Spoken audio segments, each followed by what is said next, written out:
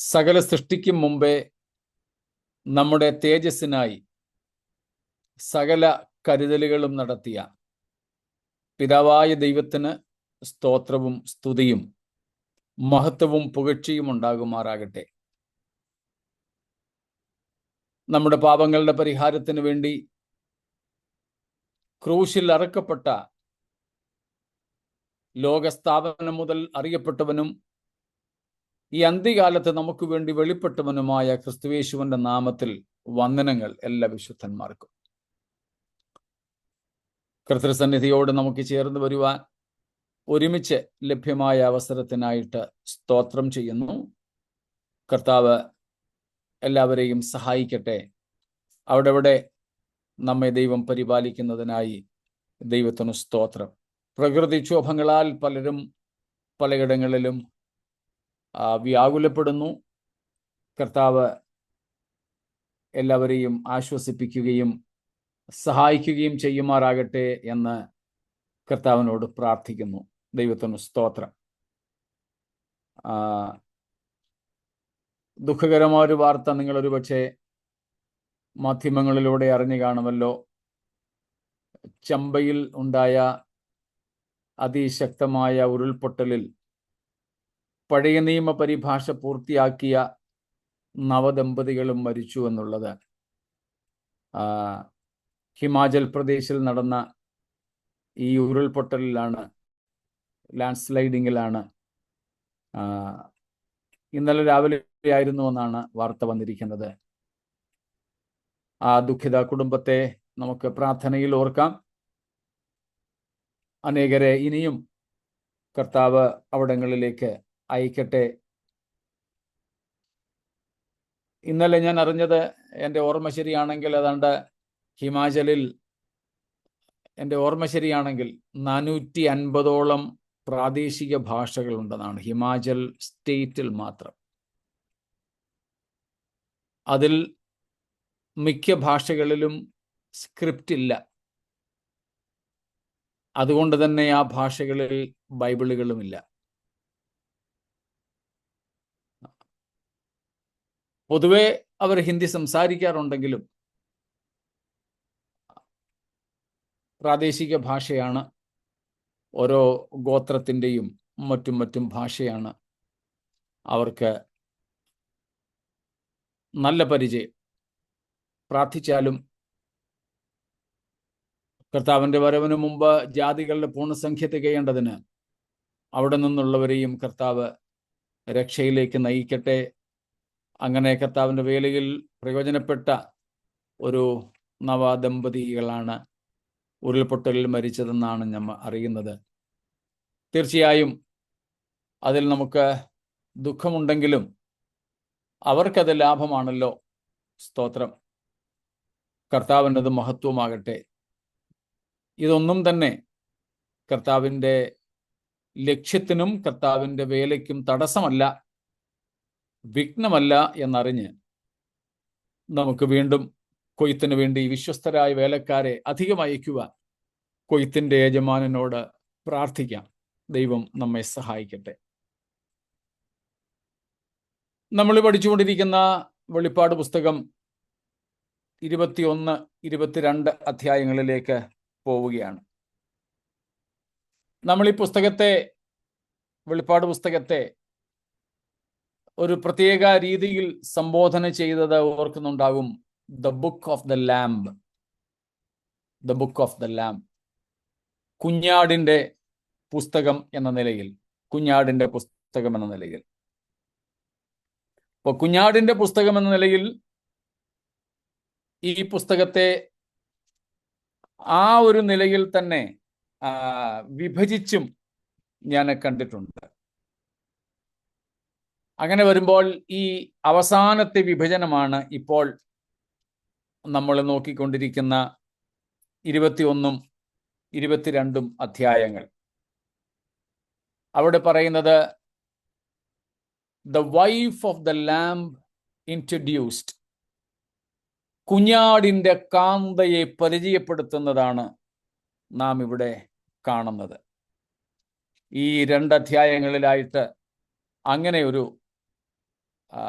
പ്രസൻറ്റേഷനാണ്, അങ്ങനെ ഒരു വിശദീകരണമാണ് നമുക്ക് കാണുവാൻ സാധിക്കുന്നത്.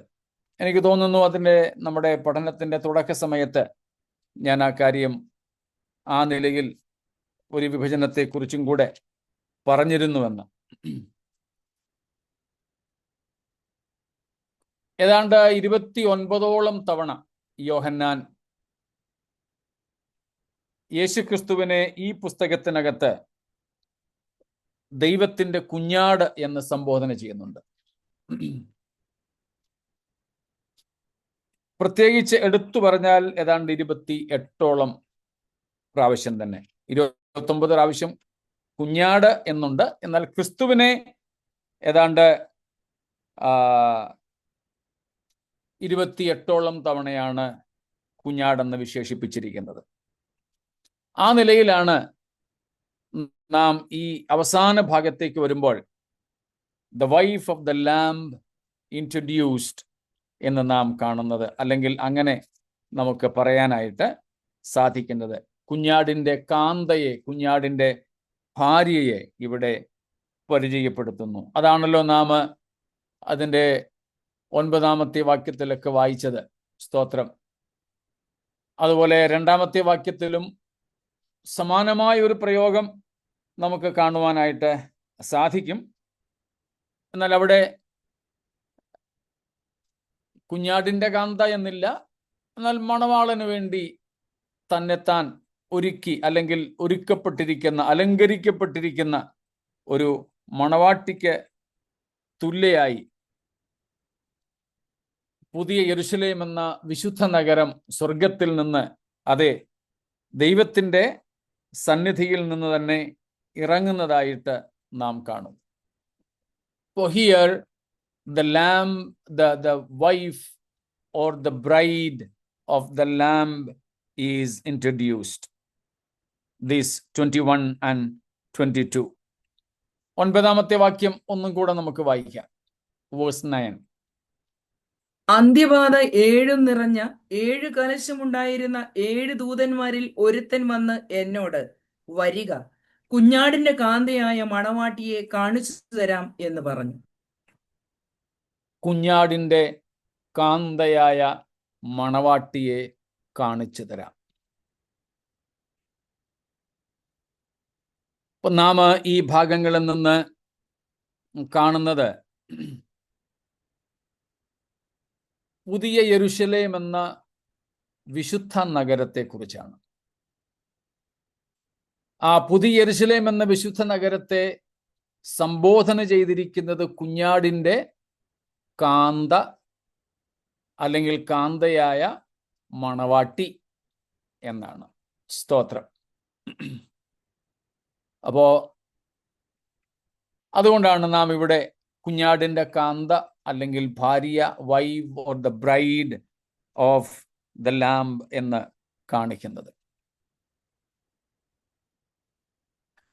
നമുക്ക് ഈ പ്രയോഗം അല്ലെങ്കിൽ ഈ പുതിയ യെരുശലേമിനെ കുറിച്ച് പഴയ നിയമ ഭാഗങ്ങളിലും കാണുവാനായിട്ട് സാധിക്കുന്നുണ്ട്.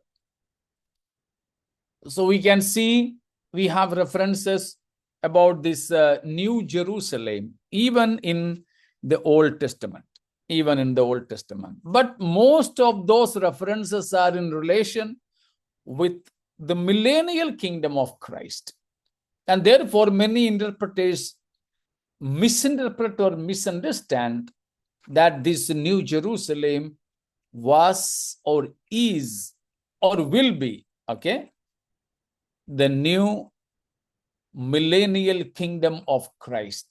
So they misunderstand the New Jerusalem as the millennial kingdom of Christ, because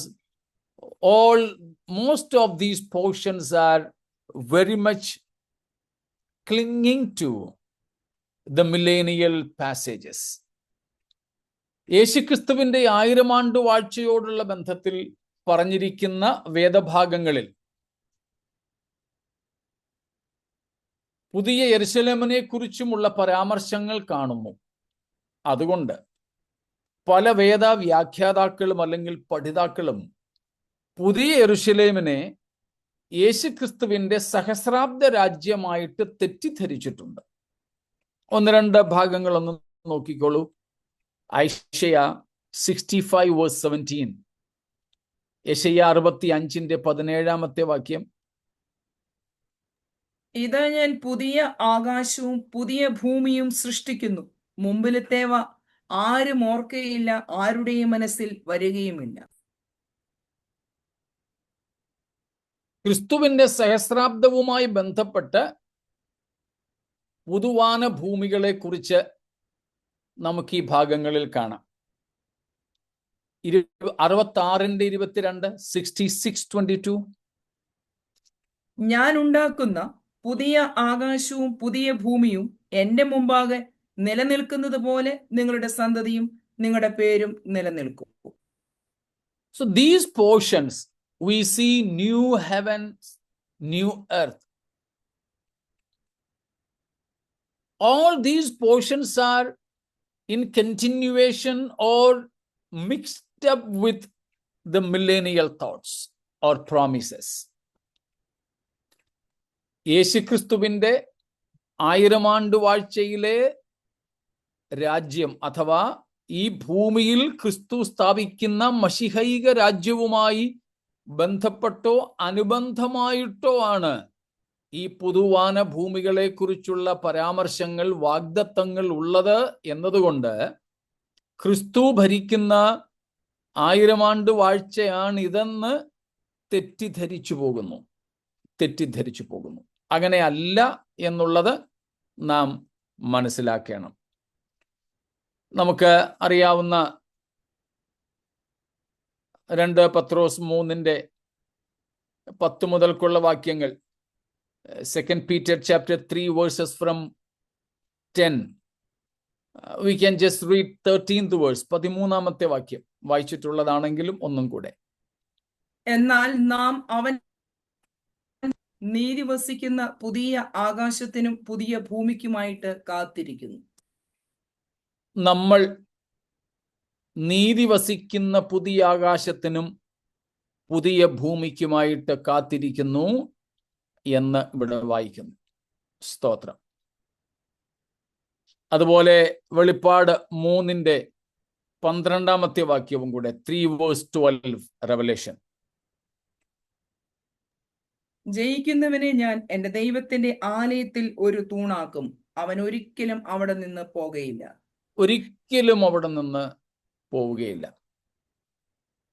ഇതെല്ലാം തന്നെ ഈ പുതുവാന ഭൂമികളുടെ വാഗ്ദത്തങ്ങൾ എല്ലാം തന്നെ ഇപ്പോൾ നമ്മൾ പഠിക്കുന്ന കുഞ്ഞാടിന്റെ കാന്തയായ വിശുദ്ധ നഗരം ഇറങ്ങി വരുന്ന പുതുവാന ഭൂമികളെ കുറിച്ചാണ്. 1000 ആണ്ട് വാഴ്ചയെ കുറിച്ചല്ല. എന്നാൽ 1000 ആണ്ട് വാഴ്ചയുമായി ബന്ധപ്പെട്ടാണ് പഴയ നിയമത്തിൽ നാം ഈ ഭാഗങ്ങളൊക്കെ കാണുന്നത്. അപ്പോൾ അതിനോട് ചേർത്ത് നമ്മളത് കാണുന്നത് കൊണ്ട് പഴയ സഹസ്രാബ്ദ സാമ്രാജ്യമായി നമുക്കതിനെ ധരിച്ചുകൂടെ? പാടില്ല. കാരണം ബൈബിളിൽ, പ്രത്യേകിച്ച് പഴയ നിയമത്തിൽ, പുതിയ നിയമത്തിലും ഉണ്ട്, പ്രത്യേകിച്ച് പഴയ നിയമത്തിൽ പല വാഗ്ദത്തങ്ങളും പല പ്രവചനങ്ങളും ഒരേ വാചകത്തിൽ കാണുന്നെങ്കിലും, ഒറ്റ വാചകത്തിൽ, ഒറ്റ സെന്റൻസിൽ, ഒറ്റ വാചകത്തിൽ കാണുന്നെങ്കിലും അവയ്ക്ക് തമ്മിൽ ചിലപ്പോൾ നൂറ്റാണ്ടുകളുടെ തന്നെ വ്യത്യാസം ഉണ്ട്. നാം അത് നേരത്തെ പഠിച്ചിട്ടുള്ളതാണ്. ഉദാഹരണത്തിന്, അന്നും നമ്മൾ എടുത്ത ഉദാഹരണം തന്നെ എടുക്കാം. യെശയ്യ 61 1-2 വാക്യങ്ങൾ. Even if some promises or prophecies are just connected in a single sentence, but there may be a gap of many centuries, and therefore we should identify that gap between those two promises or prophecies. For example, Isaiah 61, 1 and 2. എളിയവരോട് സദ്വർത്തമാനം ഘോഷിപ്പാൻ യഹോവ എന്നെ അഭിഷേകം ചെയ്തിരിക്കൊണ്ട് യഹോവയായ കർത്താവിന്റെ ആത്മാവ് എന്റെ മേലിരിക്കുന്നു.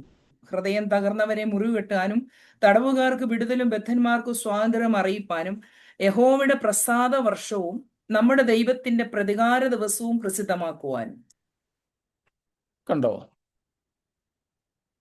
യഹോവയുടെ പ്രസാദ വർഷവും നമ്മുടെ ദൈവത്തിന്റെ പ്രതികാര ദിവസവും പ്രസിദ്ധമാക്കുവാനും. ഒറ്റ പ്രവചനത്തിലെ ഒരു നൂലേലെ മുത്തുകൾ പോലെ ഒറ്റ വാചകത്തിൽ കോർത്തിണക്കിയിരിക്കുന്ന ഈ പ്രവചന ഭാഗങ്ങൾക്ക് തമ്മിൽ ഇപ്പോഴത്തെ കണക്കിന് തന്നെ എത്ര വർഷത്തെ അകലം സംഭവിച്ചു? 2000 ശിഷ്ടം. സ്തോത്രം. യഹോവയുടെ പ്രസാദ വർഷം പ്രസിദ്ധമാക്കുക, നമ്മുടെ ദൈവത്തിന്റെ പ്രതികാര ദിവസം.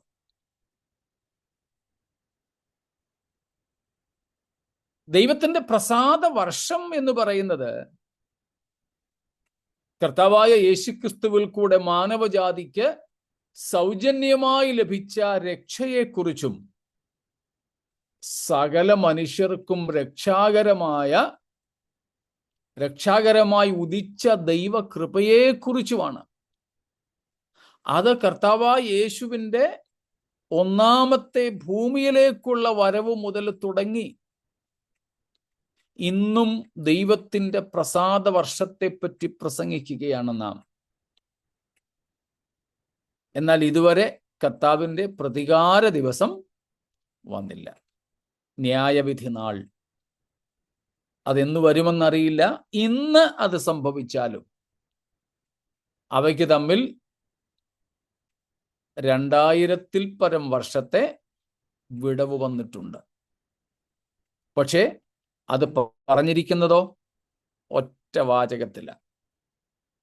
സ്തോത്രം. ഒറ്റ വാചകത്തില. So here the year of God's pleasure and the day of his vengeance. These two are two different things. As of today, there is more than a 2000 years gap between these two things. Stotra. So in the Bible,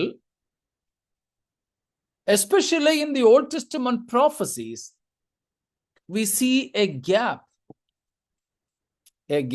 in between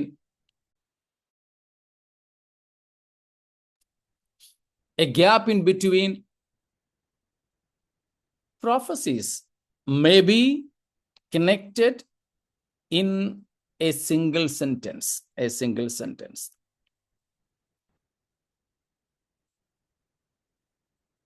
യേശു കർത്താവ് തന്നെ ഈ പ്രവചന ഭാഗം ഉദ്ധരിച്ചപ്പോൾ നമുക്കത് വ്യക്തമാക്കി തന്നതാണ്. എവിടെ? ലൂക്കോസ് 4:17-19 വരെ. Luke 4:17-19. Christ himself has given us the clue. യെശയ്യാ പ്രവാചകന്റെ പുസ്തകം അവന് കൊടുത്തു. അവൻ പുസ്തകം വിടർത്തി, ദരിദ്രന്മാരോട് സുവിശേഷം അറിയിപ്പാൻ കർത്താവ് എന്നെ അഭിഷേകം ചെയ്യുകയാൽ അവന്റെ ആത്മാവ് എന്റെ മേലുണ്ട്. ബദ്ധന്മാർക്ക് വിടുതലും കുരുടന്മാർക്ക് കാഴ്ചയും പ്രസംഗിപ്പാനും പീഡിതന്മാരെ വിടുവിച്ചയപ്പാനും കർത്താവിന്റെ പ്രസാദ വർഷം പ്രസംഗിപ്പാനും എന്നെ അയച്ചിരിക്കുന്നു എന്നെഴുതിയിരിക്കുന്ന സ്ഥലം കണ്ടു. യെശയ്യാവിൽ നമ്മൾ വായിച്ച നമ്മുടെ ദൈവത്തിന്റെ പ്രതികാര ദിവസം എന്നുള്ളത് ഇവിടെ കാണുന്നില്ല. കാരണം അത് അപ്പോഴത്തേക്കുള്ളതല്ല. യേശു അതുകൊണ്ട് അപ്പോഴത്തേക്കുള്ളത് പറഞ്ഞു നിർത്തി. അപ്പോഴത്തേക്കുള്ളത് പറഞ്ഞു നിർത്തി. അതുപോലെ തന്നെ മറ്റൊരു വേദഭാഗവും കൂടെ. അനന്തര എക്സാമ്പിൾ, ഡാനിയേൽ ചാപ്റ്റർ 12, ദാനിയേൽ 12-ന്റെ 2-ാമത്തെ വാക്യം, വേഴ്സ് 2, 12 വേഴ്സ് 2, 12-ന്റെ 2. നിലത്തിലെ പൊടിയിൽ നിദ്ര കൊള്ളുന്നവരിൽ പലരും ചിലർ നിത്യജീവനായും ചിലർ ലജ്ജയ്ക്കും നിത്യനിന്ദയ്ക്കുമായും ഉണരും. It's about the resurrections.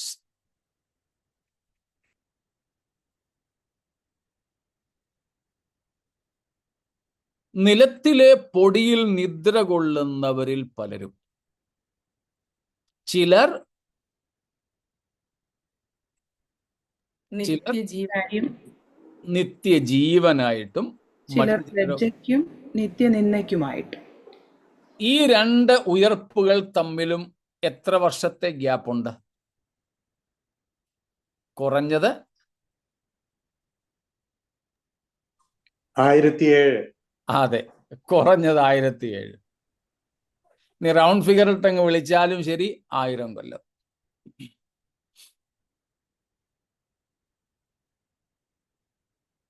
അപ്പം ഒരേ വാചകത്തിലാണ് ഇതൊക്കെ പറഞ്ഞിരിക്കുന്നതെങ്കിലും ഇവയ്ക്ക് തമ്മിൽ ഭയങ്കര വ്യത്യാസമാണ്. കാലത്തിൻ്റെ വലിയൊരു വിടവുണ്ട്. അതുകൊണ്ട് തന്നെ പുതിയ ആകാശത്തെയും പുതിയ ഭൂമിയെയും ഒക്കെ കുറിച്ച് യേശുക്രിസ്തുവിൻ്റെ 1000 ആണ്ട് വാഴ്ചയോടുള്ള ബന്ധത്തിൽ പറഞ്ഞിരിക്കുന്നെങ്കിലും രണ്ടും ഒന്നല്ല എന്ന് നാം മനസ്സിലാക്കണം. വേറെയും ഉദാഹരണങ്ങൾ ഉണ്ടെങ്കിലും നമുക്ക് തൽക്കാലം മനസ്സിലാക്കാൻ ഇത് മതിയല്ലോ.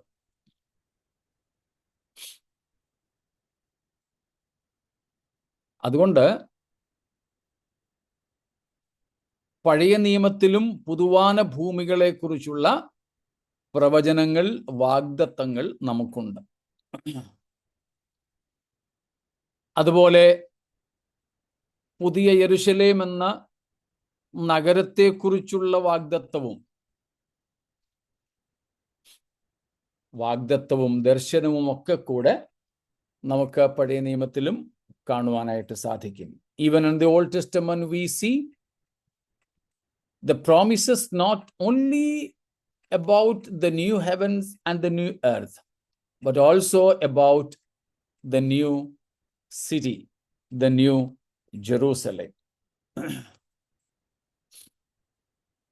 എവിടെയാണ് നമ്മളത് കാണുന്നത്? ചിലർക്കെങ്കിലും ഓർമ്മ വന്ന് കാണും. തെറ്റിയാലും സാരമില്ല, ഒന്ന് കൂടെ വന്നാൽ മതി.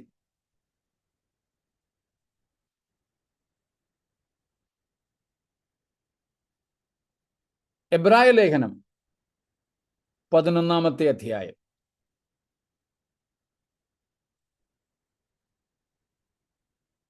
9-10. Hebrews 11, 9 and 10. വിശ്വാസത്താൽ അവൻ വാഗ്ദത്ത ദേശത്ത് ഒരു അന്യദേശത്ത് എന്ന പോലെ ചെന്നു.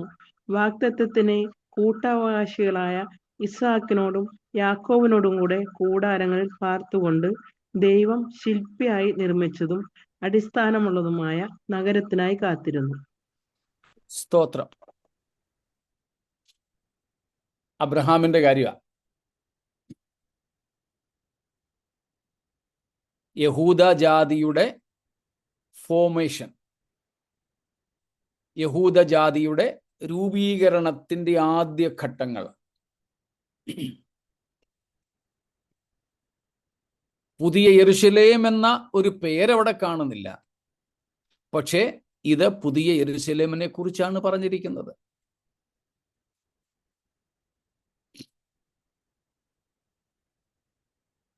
ദൈവം ശില്പിയായി നിർമ്മിച്ചതും അടിസ്ഥാനങ്ങൾ ഉള്ളതുമായ നഗരത്തിനായി കാത്തിരുന്നു.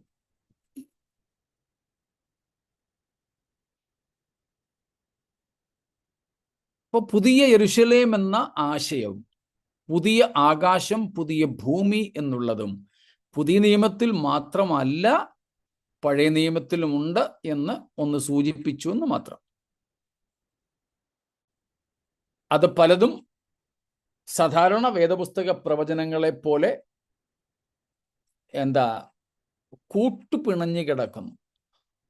അത് തിരിച്ച് മനസ്സിലാക്കാൻ ചിലർക്ക് കഴിയാതെ പോകുമ്പോഴാണ് അല്പം മനസ്സിലാക്കാൻ പ്രയാസം വരുന്നത്, അല്ലെങ്കിൽ തെറ്റായിട്ടുള്ള വ്യാഖ്യാനം വരുന്നത്. അതുകൊണ്ട് അത്രയും നമ്മളൊന്ന് നോക്കിയെന്നേ ഉള്ളൂ.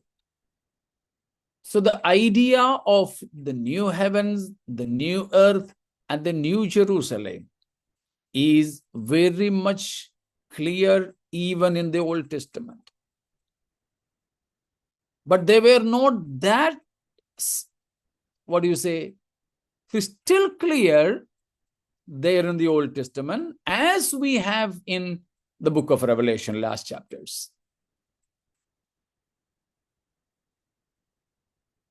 Because most of the biblical prophecies are not in chronological order, but many of them are intermingled.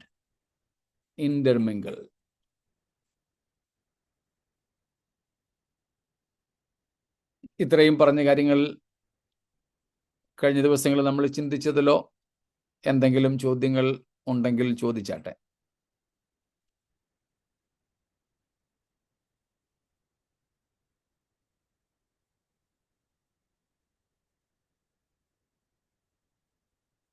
ഒന്നുമില്ല എന്ന് കരുതുന്നു.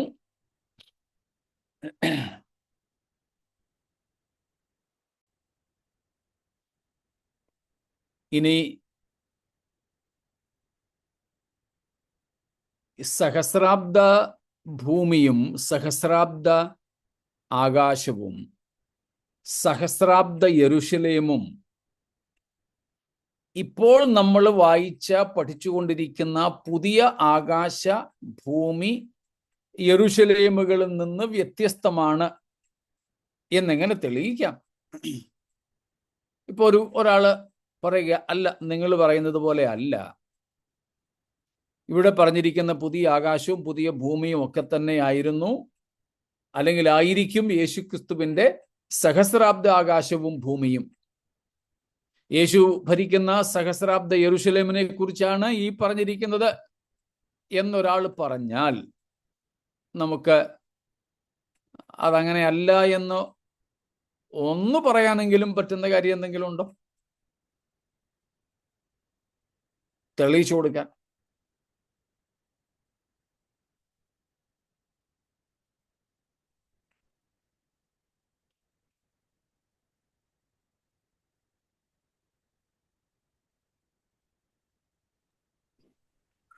സഹസ്രാബ്ദ യെരുശലേം സ്വർഗത്തിൽ നിന്ന് ഇറങ്ങി വരുന്നതായിട്ട് എങ്ങും പറയുന്നില്ല. ഇതില് സ്വർഗത്തിൽ നിന്ന് മണവാട്ടിക്കായി അലങ്കരിച്ച് ഇറങ്ങി വരുന്നതായിട്ട് ഒരു വാക്യം നമുക്കുണ്ട്. അത് വേണമെങ്കിൽ നമുക്കൊന്ന് പറഞ്ഞ് നിൽക്കാം. Okay, sure.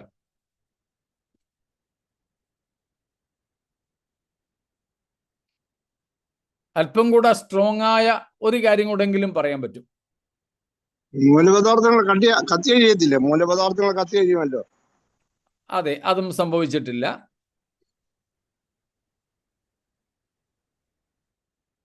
പുതിയ യെരുശലേമിന് അളവ് വരെ പറയുന്നുണ്ട്, എത്ര മൈലും എത്ര ദൂരവും ഒക്കെ പറയുന്നുണ്ട്. ആ സഹസ്രാബ്ദ യെരുശലേമിന് അങ്ങനെ അളവില്ല, ഉണ്ടോ? സഹസ്രാബ്ദ യെരുശലേമിനും അളവ് പറയുന്നുണ്ട്, പക്ഷേ ആ അളവുകൾ തമ്മിൽ വ്യത്യാസമുണ്ട്. സഹസ്രാബ്ദ യെരുശലേമിന്റെ അളവാണ് നമ്മൾ യെഹെസ്കേൽ 40 തൊട്ട് 48 വരെയുള്ള അധ്യായങ്ങളിൽ ചില ഭാഗങ്ങളിൽ പറയുന്നത്. അളവ് അവിടെയും പറയുന്നുണ്ട്, പക്ഷേ രണ്ടിൻ്റെയും ഷേപ്പ്, ആകൃതി അളവാണ്. ആകൃതി വ്യത്യസ്തമാണ്, അതുപോലെ അളവും വ്യത്യസ്തമാണ്. അതുപോലെ മറ്റൊരു സംഗതിയാണ്, നമ്മൾ വെളിപ്പാട് 20-ാം അധ്യായത്തിന്റെ 11-ാം വാക്യത്തിലും 21-ന്റെ ആദ്യ വാക്യത്തിലും കണ്ടു. പുതിയ ആകാശ പുതിയ ഭൂമികളിൽ സൂര്യചന്ദ്രന്മാരും സമുദ്രങ്ങളും ഇല്ല. സമുദ്ര ഇല്ല. 21-ന്റെ 23-ൽ നമ്മൾ കണ്ടു സൂര്യചന്ദ്രന്മാരില്ല. എന്നാൽ യേശുക്രിസ്തുവിന്റെ സഹസ്രാബ്ദ വാഴ്ചയിൽ സമുദ്രങ്ങളുമുണ്ട്, മഴ പെയ്യുന്നുണ്ട്, സൂര്യനുണ്ട്, ചന്ദ്രനുണ്ട്, രാത്രിയും പകലും ഉണ്ട്. എന്നാൽ ഈ പുതുവാനഭൂമികളിൽ ഈ കാര്യങ്ങൾ ഒന്നുമില്ല. അപ്പൊ അത് തന്നെ ഈ പറയപ്പെട്ട 2-3 കാര്യങ്ങൾ ധാരാളം മതിയാവും അവ തമ്മിൽ വ്യത്യസ്തമാണെന്ന് മനസ്സിലാക്കാൻ. In the new heaven and the new earth, Revelation 20:11 and 21:1 say there is no more sea. But in millennial kingdom, the presence of sea, rain, and all those things are there. And in the new heaven and the new earth, Revelation 21:23 says, no more sun, moon, and stars. But in the millennial kingdom, there are. Again, the same verse says, there is no night in the new Jerusalem and the new heaven and new earth. But in the millennial kingdom, day and night are there. So these are different. And also in the new heaven and earth, Revelation 21:4 and 5, or 4:5 to 4:5-6, those verses say there is no death. But in the millennial kingdom, we have seen there will be death. There will be death. So that those differences are there. ആ വ്യത്യാസങ്ങൾ നമുക്കിവിടെ കാണാൻ പറ്റും. സഹസ്രാബ്ദ യുഗത്തിൽ അല്ലെ സഹസ്രാബ്ദ ലോകത്തിൽ സമുദ്രമുണ്ട്, മഴയുണ്ട്, രാത്രിയുണ്ട്, സൂര്യചന്ദ്ര നക്ഷത്രാദികളുണ്ട്, മരണമുണ്ട്. പക്ഷേ പുതിയ വാനഭൂമികളിലും പുതിയ യെരുശലേമിലും സമുദ്രമില്ല, രാത്രിയില്ല, രാത്രി പകലെന്ന വ്യത്യാസം അവിടെ ഇല്ല, സൂര്യനും ചന്ദ്രനും നക്ഷത്രാദികളും ഇല്ല, മരണമില്ല. എല്ലാം വ്യത്യസ്തമാണ്. അതിൽ നിന്ന് തന്നെ നമുക്ക് അവയുടെ വ്യത്യാസത്തെ മനസ്സിലാക്കാൻ സാധിക്കും.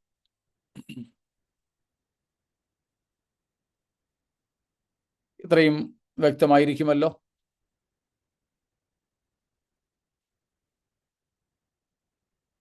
എവിടെ ആയിരിക്കും എന്ന് മാത്രം അറിവില്ല അല്ലെ. പുതുവാന ഭൂമിയുടെ സഹസ്രാബ്ദത്തിന് ശേഷമുള്ള നിത്യത എവിടെ ആയിരിക്കും എന്നുള്ളതിന് മാത്രം തെളിവില്ല. അങ്ങനെയാണ്? ഇല്ല, ആ നിത്യതയാണ് പുതിയ വാനഭൂമികളിൽ. അതെ, സഹസ്രാബ്ദ വാഴ്ച ഭൂമിയിലായിരിക്കുമല്ലോ. അതെ അതെ. അപ്പൊ അതിനുശേഷമുള്ള നിത്യത എവിടെയാണെന്നുള്ളത് തിരുവെഴുത്തിൽ കാണുന്നുണ്ടോ? ഉണ്ട്. പുതിയ ആകാശം പുതിയ ഭൂമിയും കണ്ടെന്നില്ലേ പറയുന്നു? അതെ, പുതിയ ആകാശത്തിലും പുതിയ ഭൂമിയിലേക്കുമാണ് പുതിയ യെരുശലേം എന്ന വിശുദ്ധ നഗരം സ്വർഗത്തിൽ നിന്ന് ഇറങ്ങി വരുന്നത്. ആ വിശുദ്ധ നഗരമാണ് ദൈവത്തിൻ്റെയും മനുഷ്യരുടെയും നിത്യനിവാസം. ആ നിത്യനിവാസം എവിടെയായിരിക്കും? പുതുവാന ഭൂമികളിലായിരിക്കും.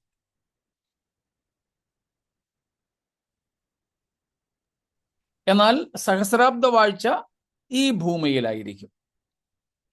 സഹസ്രാബ്ദത്തിന് ശേഷമാണ് നാം കാണുന്നത് ഇപ്പോഴത്തെ ആകാശവും ഭൂമിയും സമുദ്രങ്ങളുമെല്ലാം സിംഹാസനസ്ഥനായവന്റെ മുമ്പിൽ നിന്ന് ഓടിപ്പോകുന്നത്. അവയെല്ലാം പോയി മറയുന്നു. ഈ പുതിയ ഭൂമി പഴയ ഭൂമി ഇരുന്ന് അതേ ലൊക്കേഷനിലായിരിക്കും. ലൊക്കേഷൻ അതായിരിക്കാം, വലിപ്പത്തെക്കുറിച്ച് നമുക്ക് അറിവില്ല. ഇപ്പോഴത്തെ ഭൂമിയേക്കാൾ വലുതാകാനാണ് സാധ്യത. അതിലെ 24 പറയുന്നത് ജാതികൾ ആരായിരിക്കും, പിന്നെ രാജാക്കന്മാരാരായിരിക്കും? അങ്ങോട്ട് വരുന്നേ ഉള്ളൂ നമ്മൾ.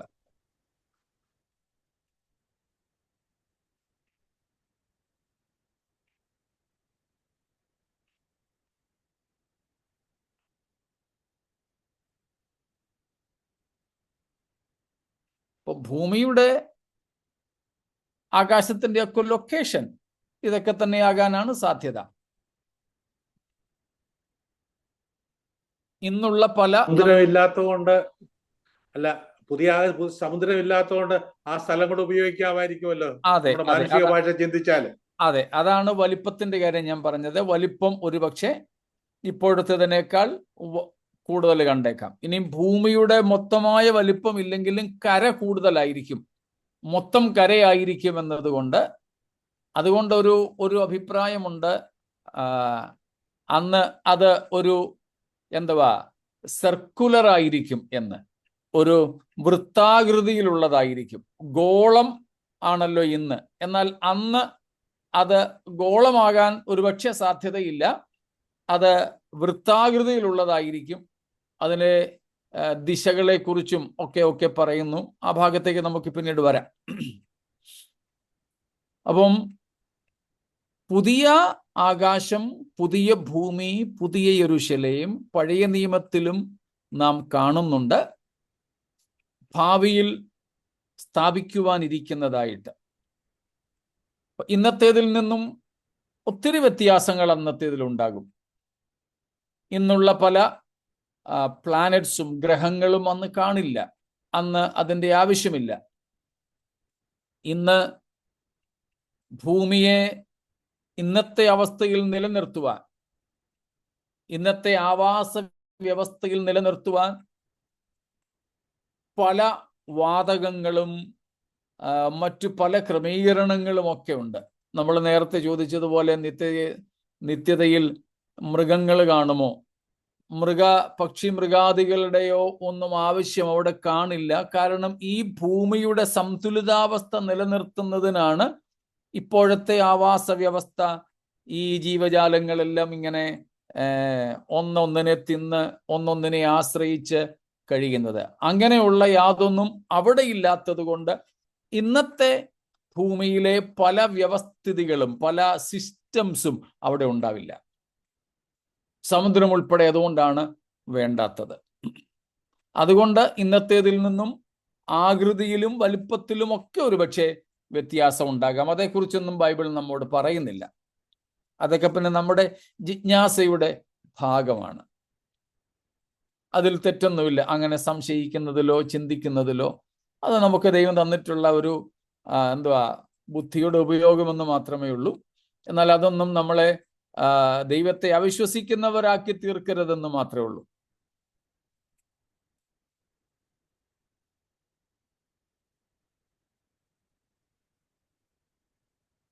എന്നാൽ ഇനി വേഗത്തിൽ 1-2 കാര്യങ്ങൾ കൂടെ നമുക്ക് ഈ ഭാഗത്ത് നിന്നും നോക്കാം.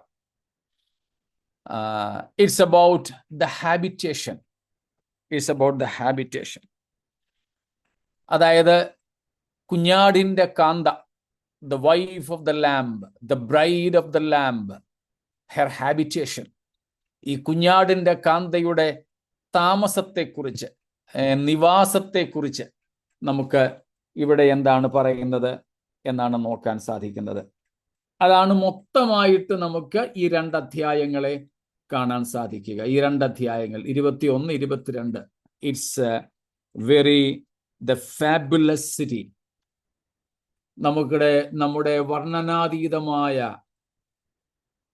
മഹത്തരമായ ഈ വിശുദ്ധ നഗരമായിരിക്കും കുഞ്ഞാടിൻ്റെ കാന്തയുടെ വാസസ്ഥലം. അതിൽ 21-ാം അധ്യായത്തിൻ്റെ 1, 2, 9 വാക്യങ്ങളിൽ നമ്മൾ കാണുന്നത് the descent of the city. ഈ ഇറങ്ങി വരുന്നതാണ്. ഈ നഗരത്തിൻ്റെ ഇറങ്ങിവരവ് അല്ലെങ്കിൽ അവരോഹണമാണ് നാം ഈ വാക്യങ്ങളിൽ കാണുന്നത്. 21 അധ്യായത്തിൻ്റെ 1, 2, 9 ഒക്കെ വാക്യങ്ങളിൽ നാം കാണുന്നത്. സ്തോത്രം. The descent of the city. So because of this 9th verse, many people again misunderstand that this is about, that means they spiritualize this New Jerusalem. കുഞ്ഞാടിന്റെ കാന്തയെ കാണിച്ചു തരാമെന്ന് 9 വാക്യത്തിൽ പറഞ്ഞിരിക്കുന്നത് കൊണ്ട്, മണവാളന് വേണ്ടി അലങ്കരിച്ച മണവാട്ടിയെ പോലെ ഇറങ്ങി വരുന്നെന്ന് 2 വാക്യത്തിൽ പറഞ്ഞിരിക്കുന്നത് കൊണ്ടും പല വ്യാഖ്യാതാക്കളും പുതിയ യെരുശലേം എന്ന നഗരത്തെ വെറും ആത്മീയവൽക്കരിച്ചു മാത്രം കാണുന്നു. They don't take it a literal city. അവർ ഇതിനെ ഒരു അക്ഷരീക നഗരമായിട്ട് കാണുന്നില്ല. ചില വ്യാഖ്യാതാക്കൾ, മനസ്സിലായോ? എന്നാൽ ഇതിനെ നമുക്ക് ആത്മീയവൽക്കരിച്ചാൽ മതിയോ അതോ അക്ഷരീകമായിട്ട് കാണണോ? നിങ്ങൾക്ക് എന്ത് തോന്നുന്നു?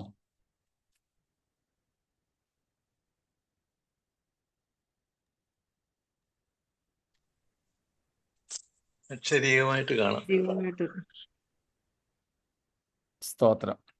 അക്ഷര്യമായിട്ട് കണ്ടില്ല പിന്നെ എല്ലാം പോകാൻ പറയാതില്ലേ? തീർച്ചയായിട്ടും വളരെ സ്പെസിഫിക്കായ, വളരെ കൃത്യമാർന്ന അളവ് സഹിതം നമുക്ക് തന്നിട്ടുണ്ട് ഇവിടെ. അത് പണിതിരിക്കുന്ന വസ്തുക്കളെ കുറിച്ചുള്ള പരാമർശമുണ്ട്. അടിസ്ഥാനങ്ങളുള്ളതാണെന്ന് നാം കാണുന്നു. അപ്പോൾ അങ്ങനെ വളരെ അക്ഷരീയമായ ഒരു കെട്ടുപണി നടന്നതായി നമുക്കിവിടെയും ഇപ്പോൾ നമ്മൾ വായിച്ച എബ്രായലേഖനം 11 അധ്യായത്തിലും ഒക്കെ കാണുന്നത് കൊണ്ട് പുതിയ യെരുശലേം എന്ന വിശുദ്ധ നഗരത്തെ ദൈവസഭ എന്ന് ആത്മീയവൽക്കരിക്കേണ്ട ആവശ്യമില്ല. അക്ഷരീയമായി തന്നെയുള്ള ഒരു നഗരമാണത്. അക്ഷരീയമായ ആകാശവും അക്ഷരീയമായ ഭൂമിയും, അതായത് അക്ഷരീയമായ പുതിയ ആകാശവും ഭൂമിയും, അതുപോലെ തന്നെ അക്ഷരീയമായ ഒരു നഗരവും. Many people think this New Jerusalem as a satellite city hanging from heaven on the New Jerusalem. I mean, the new heavens and new earth. No, may not be. പലരും ഇത് സ്വർഗത്തിൽ നിന്ന് ഇറങ്ങി വരുന്നത് കണ്ടു എന്ന് പറയുന്നത് കൊണ്ട് പുതുവാനഭൂമികളിൽ ഇങ്ങനെ തൂങ്ങിക്കിടക്കുന്ന ഒരു സാറ്റലൈറ്റ് സിറ്റി ആയിട്ട് കാണുന്നുണ്ട്. ചിലർ അങ്ങനെ പഠിപ്പിക്കുന്നുണ്ട്. എന്നാൽ ഇവിടെ നമുക്കതിനെ അക്ഷരീയമായിട്ട് തന്നെ മനസ്സിലാക്കാവുന്നതേ ഉള്ളൂ. ഇന്നത്തെ യെരുശലേമിന്റെ സ്ഥാനത്ത് അതിനേക്കാൾ ഏറെ വലിപ്പമുള്ളതും ആകൃതി കൊണ്ട് വ്യത്യസ്തമായതും ആയ പുതിയ യെരുശലേം എന്ന നഗരം ഇറങ്ങി വന്ന് വസിക്കുന്നതായിട്ടാണ് അക്ഷരീക അർത്ഥത്തിൽ തന്നെ പറഞ്ഞിരിക്കുന്നത്. ഇത് വെറും ആത്മീയവൽക്കരിച്ച് എബ്രാം ജോസഫ് ഭാഷകൾ പറഞ്ഞതുപോലെ പുകമറ സൃഷ്ടിക്കുന്ന ഒരു സംഗതിയല്ല, അക്ഷരീയമായിട്ട് തന്നെയാണ്. നമ്മുടെ കർത്താവ് വരുന്നതും നമ്മൾ കർത്താവിനോട് കൂടെ പോകുന്നതും നാം നമ്മുടെ കർത്താവിനെ മുഖാമുഖം കാണുന്നതും അവങ്കിൽ നിന്ന് നമ്മൾ പ്രതിഫലങ്ങൾ ഏറ്റുവാങ്ങുന്നതും കർത്താവിനോട് കൂടെ നിത്യത ചിലവഴിക്കുന്നതും എല്ലാം അക്ഷരീകം തന്നെയാണ്. സ്തോത്രം. വെറും ഭാവനാത്മകമോ ഒരു ഫിക്ഷനോ അല്ല. സ്തോത്രം. ഒരു നോവല് പോലെയല്ല, ഒരു കഥയല്ല, ഭാവനയല്ല, അക്ഷരീയമായി സംഭവിപ്പാൻ പോകുന്നതാ. കാരണം കർത്താവായ യേശുവിൻ്റെ ജഡധാരണത്തെക്കുറിച്ചും ക്രിസ്തുവിൻ്റെ ഭൂമിയിലെ ജീവിതത്തെയും ശുശ്രൂഷയെയും കുറിച്ചും തിരുവെഴുത്ത് പ്രവചിച്ച പ്രവചനങ്ങളെല്ലാം അക്ഷരീയമായി നിറവേറി. അതുകൊണ്ടാണ് യോഹന്നാൻ പറഞ്ഞത്, ഞങ്ങളുടെ കണ്ണുകൊണ്ട് ഞങ്ങൾ കണ്ടു, കണ്ടപ്പോൾ ഞങ്ങൾ ശ്രദ്ധിച്ചൊന്ന് നോക്കി, എന്നിട്ടും സംശയം മാറാൻ വേണ്ടി ഞങ്ങളുടെ കൈകൾ കൊണ്ട് തൊട്ടു നോക്കി, ഞങ്ങൾ കേൾക്കുകയും ചെയ്തു. അപ്പൊ ഞങ്ങളുടെ കേൾവി, കാഴ്ച, സ്പർശനം, തിരിച്ചറിവ് എല്ലാം അക്ഷരീയമായി തന്നെ യേശു ജഡത്തിൽ വന്നു എന്നുള്ളതിന് തെളിവായി യോഹന്നാൻ പറയുന്നു. യോഹന്നാന്റെ സമയത്ത് യേശുക്രിസ്തുവിന്റെ അക്ഷരീക ജഡധാരണത്തെക്കുറിച്ച് തെറ്റായി പഠിപ്പിച്ച, വിശ്വസിച്ച ദുരുപദേശകരുണ്ടായിരുന്നു. അവരെ ഖണ്ഡിച്ചുകൊണ്ടാണ് യോഹന്നാൻ അത് എഴുതിയത്. തന്റെ സുവിശേഷത്തിലും അങ്ങനെ തന്നെയാണ് എഴുതിയത്. വചനം ജഡമായി തീർന്നു, കൃപയും സത്യവും നിറഞ്ഞവനായി ഞങ്ങളുടെ ഇടയിൽ പാർത്തു. ഞങ്ങൾ അവന്റെ തേജസ്, ഏകജാതൻ പിതാവിങ്കൽ നിന്ന് ഏകജാതനായവന്റെ തേജസ്സായിട്ട് തന്നെ കണ്ടു. സ്തോത്രം. പൗലോസും അത് തന്നെ പറഞ്ഞു. പ്രത്യേകിച്ച് കൊലോസ്യ ലേഖനത്തിൽ 2:9 പറഞ്ഞു, യേശു ക്രിസ്തുവിൽ, അവനിലല്ലോ ദൈവത്തിന്റെ സകല സമ്പൂർണതയും ദേഹരൂപമായി വസിക്കുന്നത്. സ്തോത്രം. റോമർ 8:3 പൗലോസ് പറഞ്ഞു, യേശുവിന്റെ ജഡത്തിൽ നമ്മുടെ പാപത്തിന് പിതാവായ ദൈവം ശിക്ഷ വിധിച്ചു. ഉയർത്തെഴുന്നേറ്റ യേശുവും ശിഷ്യന്മാരുടെ അടുക്കൽ വന്നു. വാതിലടച്ചിരിക്കുമ്പോൾ അകത്ത് വന്ന യേശുവിനെ കണ്ട് ഭയപ്പെട്ടു, ഭൂതമാണെന്ന് പറഞ്ഞു.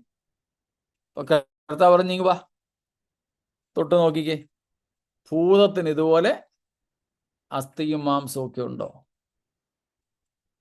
ഉയർത്തെഴുന്നേറ്റ യേശുവും മുസ്ലിം ലോകം പറയുന്നത് പോലെ ഫാൻറ്റത്തെ അല്ല ക്രൂശിച്ചത്. ഒരു ഫാൻറ്റത്തെ അല്ല ക്രൂശിച്ചത്. സ്തോത്രം. So Jesus' human birth was literal. Literally, he was in the womb of a virgin woman. As long time as you and I were in our mother's wombs. So that was the very proof of Jesus' literal birth and growth. And Jesus coming in the body, living in the body, ministering in the physical body. And finally, his physical body was being crucified, buried, and the same physical body resurrected. He gave proofs to his disciples. If Jesus' human birth, earthly ministry, crucifixion, resurrection, ascension, all these things were material, physical, and literal. The future of the church, the future coming of the Lord, rapture of the church, transformation of the church, erection of the New Jerusalem, all these things also will be quite literal, not fictitious, not fictional. അപ്പോൾ അക്ഷരീയമായിട്ട് തന്നെ ഇവയെല്ലാം സംഭവിക്കും. നാം അതിനുവേണ്ടി കാത്തിരിക്കുന്നു. കേവലം അതിനെ ആത്മീയവൽക്കരിച്ച് അതിൻ്റെ യഥാർത്ഥ അർത്ഥത്തെ ലഘൂകരിക്കേണ്ടതില്ല. സ്തോത്രം. പൗലോസ് പറഞ്ഞു, നാം കർത്താവിനെ എന്ത് ചെയ്യുമെന്ന പൂർണ്ണമായത് വരുമ്പോൾ നാം അറിയപ്പെട്ടതുപോലെ തന്നെ അറിയും. യോഹന്നാൻ പറഞ്ഞു, നാം അവനെ താൻ ഇരിക്കും പോലെ തന്നെ കാണും. വെളിപ്പാട് 22 നമ്മൾ വായിച്ചു, നമ്മൾ നമ്മുടെ കർത്താവിൻ്റെ മുഖം എപ്പോഴും കണ്ടവനെ ആരാധിക്കും. അക്ഷരീയമാണ്. സ്തോത്രം, അക്ഷരീയമാണ്. ആ പ്രത്യാശയോടെ നമുക്ക് നമ്മുടെ ജീവിതത്തെ കഴിക്കാം. കർത്താവിൻ്റെ വരവ് താമസിച്ചാൽ നാളെ ആ വിശുദ്ധ നഗരത്തിൻ്റെ കുറച്ചു വിശദീകരണം, അവിടെ ആരൊക്കെ ഉണ്ടായിരിക്കും, എങ്ങനെയൊക്കെ നമുക്കവിടെ ആകാം എന്നൊക്കെ ഉള്ളതിനെ കുറിച്ച് പഠിക്കുവാൻ കർത്താവിൻ്റെ വരവ് താമസിച്ചാൽ നാളെ ഇടയാകട്ടെ. സ്തോത്രം. സംശയങ്ങളും ഉണ്ടെങ്കിൽ നമുക്ക് നാളെ ദൈവം വെച്ചാൽ കൈകാര്യം ചെയ്യാം. ഇന്നിവിടെ നിർത്താം. ഈ വചനം